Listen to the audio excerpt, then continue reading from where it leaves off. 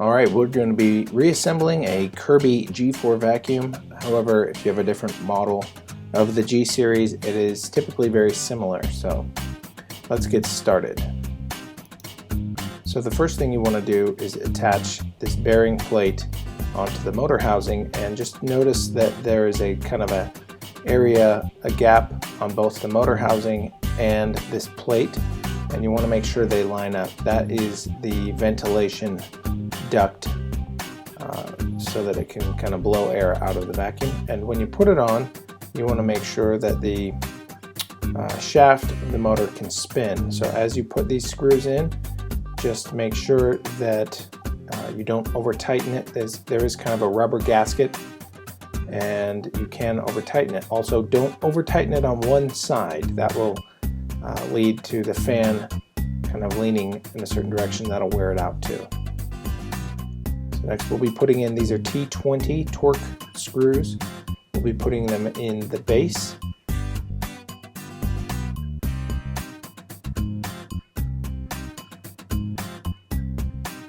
And then these screws here have kind of the washers attached to them, and these mount on the inside. And note the ground. I'm going to make sure that you screw the ground washer from the wire on as you do that on that left side. The next thing is this lever here. It kind of notch fits right in there, and that's the on-off switch. So just make sure that you get that secured in. And we'll be putting in the ventilation duct and grill.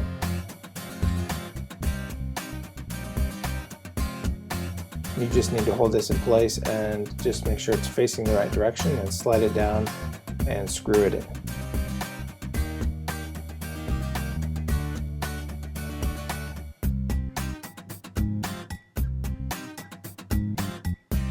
Okay, now I have the drive, and you want to make sure that the little flipping switch there is pointed in the D, so the D is down, otherwise it won't fit properly. And then this just takes a little bit of time. You want to make sure that you feed the belt on properly, and then the on-off switch just slides into that metal piece that we put in, and then friction fits. You just push it down, and make sure you test it before you carry on. You don't want to get to the end of your project and realize you didn't do that. Now, when we attach the kind of the hood, the light hood, there are some wires that connect, and you want to make sure that you plug those in. Takes a little bit of time, and then as you seat it down, before you screw it down, make sure that that little cradle fits that release switch, just like you saw there.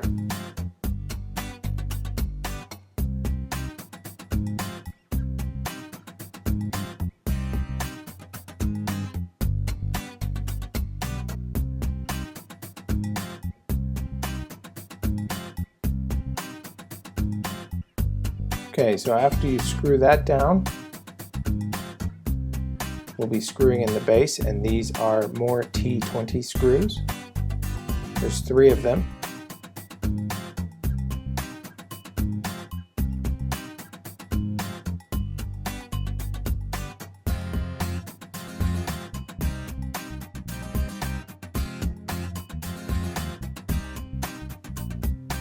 So these are all the components that come if you replace the fan, which is what I did in this project here.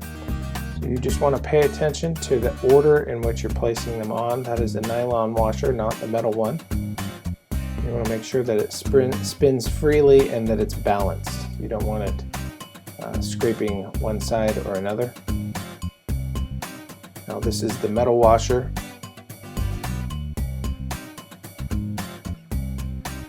And then the spindle, and this screws on counterclockwise. And I just use a little screwdriver to just make sure that it's on there tight, so it doesn't spin as freely as the fan did before it was secured, but you want it to be able to spin. If you over tighten it, you might have problems. Okay, now you want to take a razor blade and scrape off any of the rubber sealant that they used when you took it apart from both sides or both pieces. You want this as clean as possible, and then we will be applying some new silicone. So take your time with this, get it clean.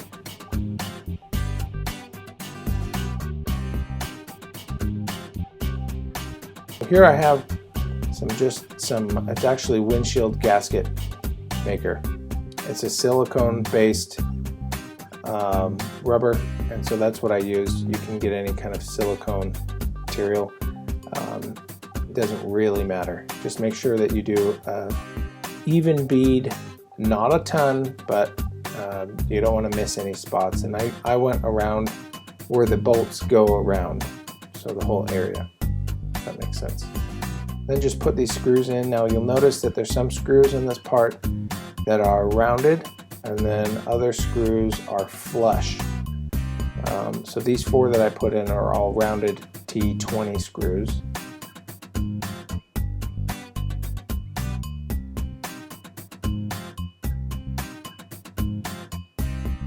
And then here is the flush screw. So it's totally flat on the top. Now we'll put the back cover on.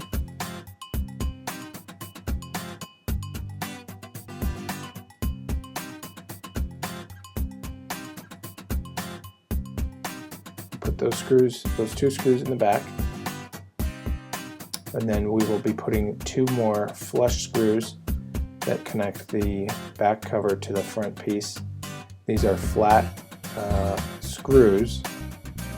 They're Phillips screws, but they're flush. And then we have this screw that kind of connects the plastic piece.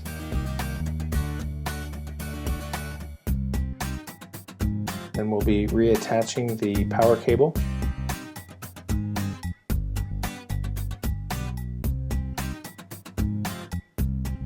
And then we'll be plugging it in, and the plug cover, this kind of takes some work to get in. Just snaps in place, and then a screw holds it in place.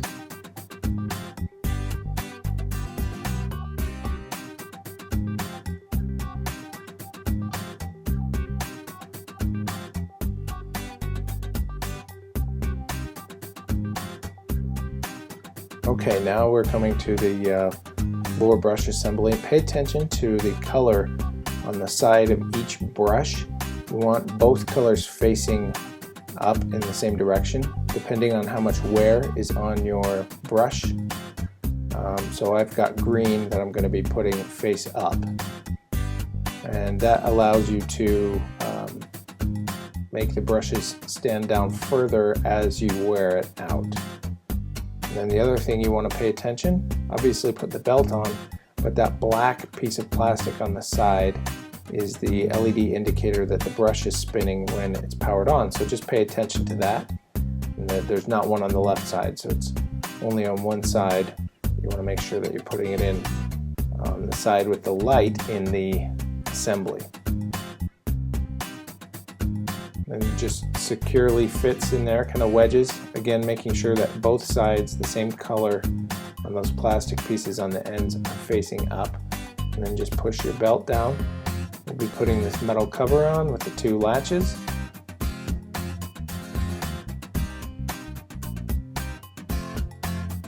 And then we'll turn this, not completely, but we'll turn it so it hooks on.